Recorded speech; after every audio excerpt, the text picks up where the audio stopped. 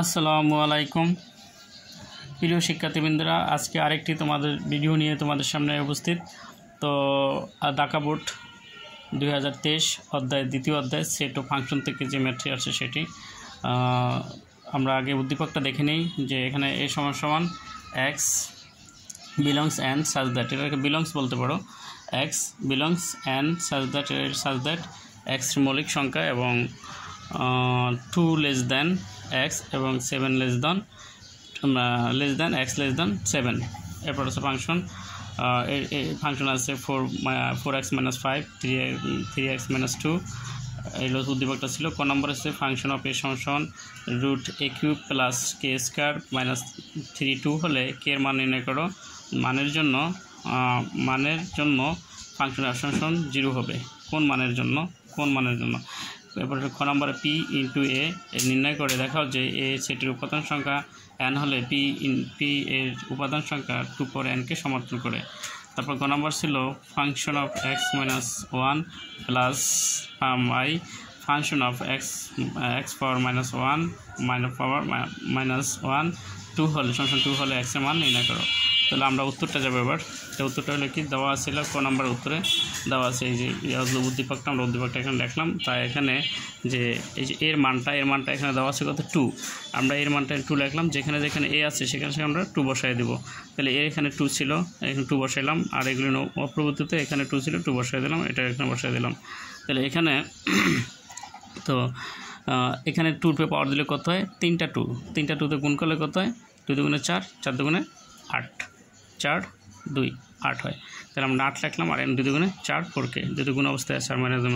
তাহলে 4 দুগুণে 8 দুগুণে 16, তাই 16 আর এই 4কে আর 32। তাহলে 32 সাথে যদি 16 চলে যায় থাকে -16, যেহেতু মাইনাস চিহ্নটা বড়।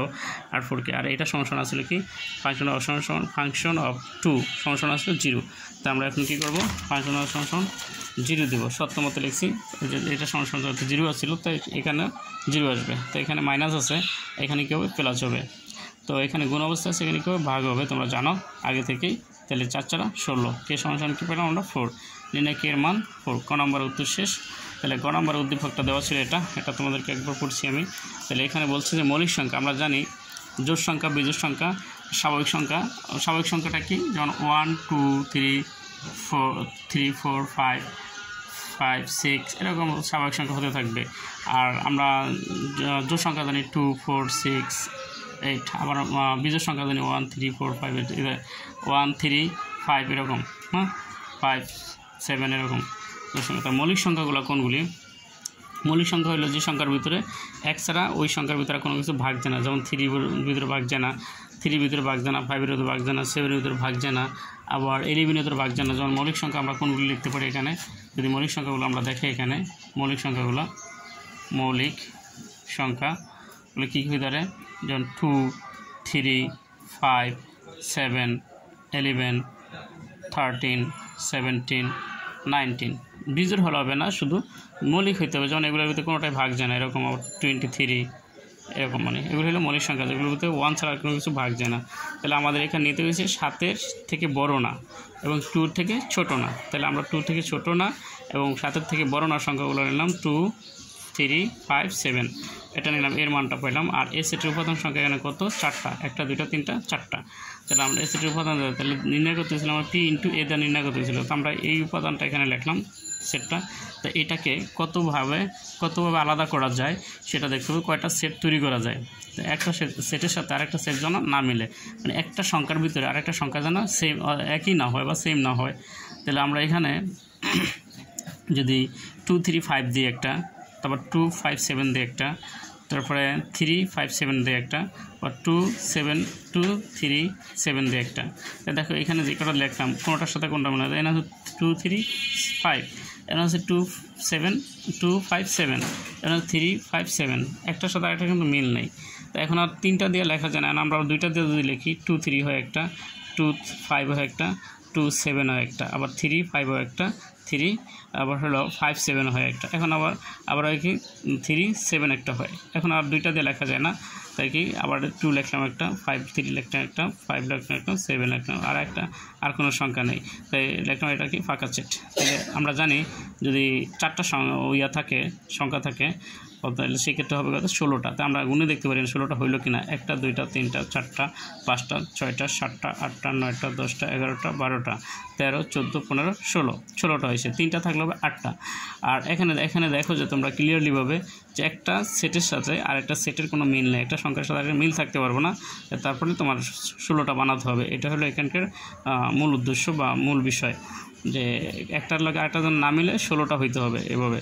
তো এটা একটা আগে পরে হইতে পারে, তাতে সমস্যা নাই, তোমরা মিলাই দিবা যাতে ঝামেলা না হয় আর কি। তো এখানে তাহলে আর কি বলছিল যে 2 পার, তাহলে এ সেটের উপাদান সংখ্যা আমরা লিখলাম কি, এ সেটের উপাদান সংখ্যা আসলে কত, n = 4, মানে 4টা সংখ্যা ছিল। তাহলে পি ইন্টু এর সেটের উপাদান সংখ্যা আমরা পাইছি 16টা পাইছি, যেহেতু তাই 16 ভাঙালে 2 যদি পাওয়ার দেয় তাই 16 হয়।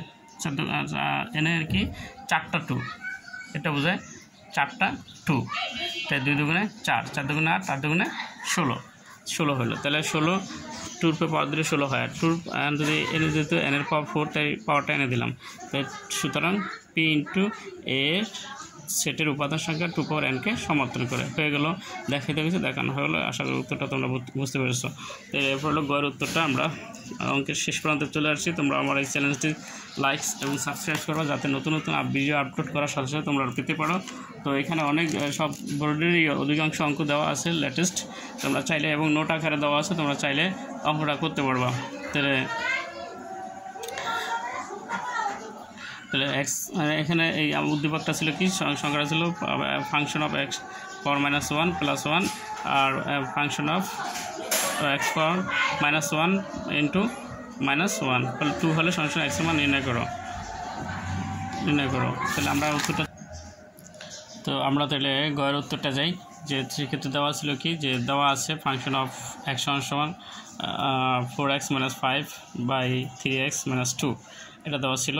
তাহলে আমরা এখানে x এর একটা 1 দিলাম, তো প্রয়োজন বোধে এই 1টা কেন দেওয়া হয়েছে সেটা তোমাদেরকে একটু পরে দেখাচ্ছি। যে তাহলে এখানে যেখানে x ছিল সেখানে x 1/x বসাইলাম। তাহলে 1 এখানে x আছে, এখানে 1/x, আবার নিচেও x ছিল, এই যে 1/x।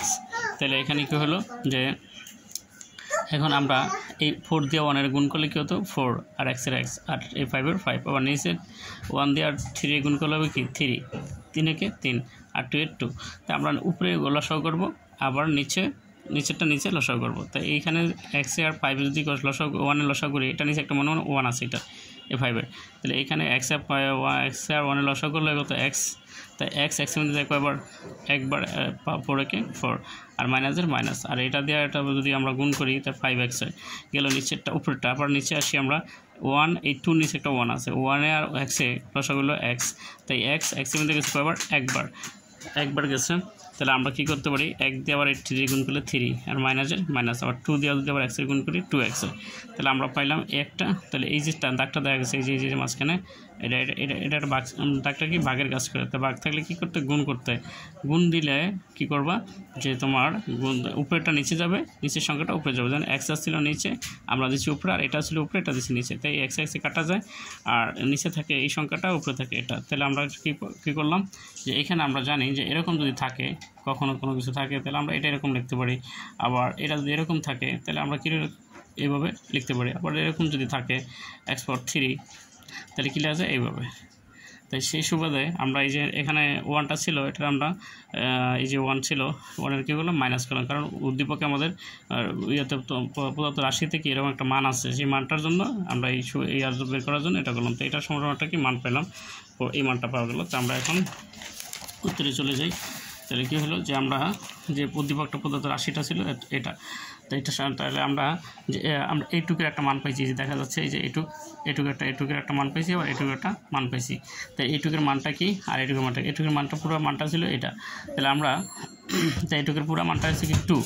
তাহলে এখানে যদি আমরা যে 2 বসায় দিই, তাহলে এখানে কি হয়, যে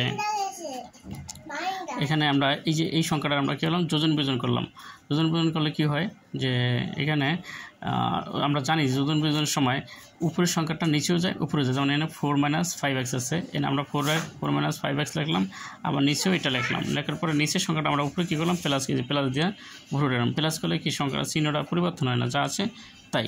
তাহলে এরপর আবার নিচের সংখ্যাটা নিচে যাবে কী হয়, মাইনাসে। তাহলে আমরা যদি মাইনাস দিই, এখানে 3 এই মাইনাসের মাইনাস আর 3 3 এই মাইনাস দিয়ে মাইনাস গুণ করলে প্লাস হয়, তো 2x। তো এখন এটা আমরা যদি এটা কী করি 4 আর 4-এর থেকে যদি এখানে নিচে আগে উপরটা করি, এর 4 আর হলো 3 কত 7, আর এখানে 5 আর 2 7। এটা যেহেতু দুইটাই মাইনাস, তাই মাইনাস দুইটা মাইনাস থাকলে কি সংখ্যা বাড়ে, আর দুইটা প্লাস থাকলে একই সংখ্যা হলে একই সাইন হলে সংখ্যা বাড়ে, দুইটা দুই রকম হলে কমে। মনে রাখতে হবে একই সাইন যদি হয়, দুইটাই যদি প্লাস হয় সংখ্যা বাড়বে, আবার দুইটাই যদি মাইনাস হয় সংখ্যা কমে যাবে। তাই যেহেতু এখানে এইটাও মাইনাস, এই যে এটাও মাইনাস আর এটাও মাইনাস, তাহলে কেউ বাড়বে, চিহ্নটা মাইনাসই থাকবে। গেল উপরেরটা, নিচেরটা আবার আসি আমরা, এখানে আছে এটা প্লাসে, এটা আছে মাইনাসে। তাই 4-এর থেকে যদি 3 চলে যায় থাকে কত 1, আর এখানে আবার এটা আছে মাইনাসে, এটা আছে প্লাসে। এখানে যদি আমরা 5-এর থেকে 2 বাদ দিয়ে থাকি 3, তাহলে আমরা কি করলাম, এই এখন আমরা যদি বর্জ্য গুণন করি আর গুণ, বর্জ্য গুণ বা আর গুণ বলে, যেটাকে এরকম কোণাকুণি গুণ বলে অনেকে। তো তোমরা যেটা করো এই কোণা আর এই কোণা বা এই কোণা গুণ করবো, তো এটা নিচে কী আছে একটা 1 আছে মনে মনে। তো এই 1 যদি আমরা এটা গুণ করি, তো 1 দিয়ে গুণ করলে তো এটাই হবে 7 - 7x, আর এটাতে যদি এটা গুণ করা হয় 2 2 2 মাইনাসের মাইনাস 3 2 6।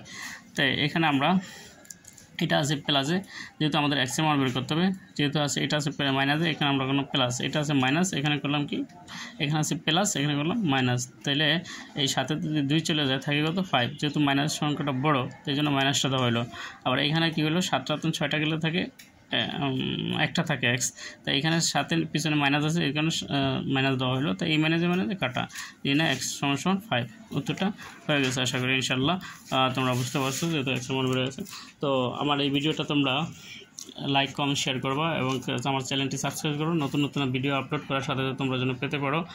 আর এই অধ্যায়ের তোমাদের এবার যারা 25 সালে পরীক্ষা দেবে এসএসসি, তাদের জন্য ইংরেজিরও গুরুত্বপূর্ণ কিছু সাজেশন দেওয়া আছে, এবং ক্যান দেওয়া, কুড দেওয়া, মে দেওয়া, মাইট দেওয়া, উড দেওয়া, শুড দেওয়া, ইট দেওয়া, বার্ড দেওয়া, এবং হলো কমপ্লিট কীভাবে সেন্টেন্সটা তৈরি করা হয়, এবং একটা অ্যাপ্লিকেশন দিয়ে সাথে সাথে কীভাবে এভলিউশন লেখা যায়, একটা ডায়লগ দিয়ে শত ডায়লগ কীভাবে লেখা যায়, একটা প্যারাগ্রাফ দেওয়া যায় 50টা প্যারাগ্রাফ কীভাবে লেখা যায়, এগুলির সবগুলি দেওয়া আছে। এবং ন্যারেশন ভয়েস চেঞ্জের জন্য কী কী বিষয় ফলো করতে হবে সেই বিষয়গুলো আমার এই চ্যানেলে রয়েছে। তোমরা আমার এই ভিডিওটা সাবস্ক্রাইব করলে, এই চ্যানেলটি সাবস্ক্রাইব করলে তোমরা অবশ্যই উপকৃত হবে এবং অন্যরাও উপকৃত হওয়ার মতো তোমরা সুযোগ করে দেবে আশা করি। তো আজকে এই পর্যন্ত শেষ করলাম, হয়তো বেঁচে থাকলে কোনো আর নতুন এক ভিডিও নিয়ে তোমাদের সাথে কথা হবে, দেখো হয়তো বা কোনো একদিন। তো আজকে এই পর্যন্ত শেষ। আল্লাহ হাফেজ, আসসালামু আলাইকুম।